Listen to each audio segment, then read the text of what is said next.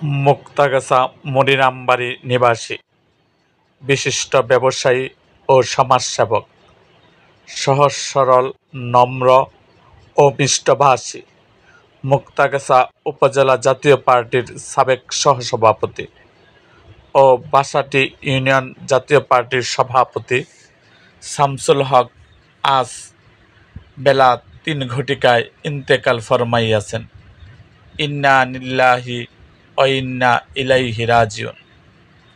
আমরা সকলের দোয়া করি আল্লাহ পাক যেন মরহুমকে জান্নাতের উচ্চ মাকাম জান্নাতুল ফেরদাউস দান করুন।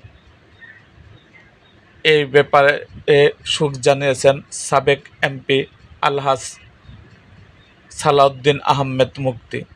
তিনি তার শোকবার্তায় মরহুমের পরিবারের শোকসন্তপ্ত পরিবারকে গভীর সমবেদনা জানিয়েছেন।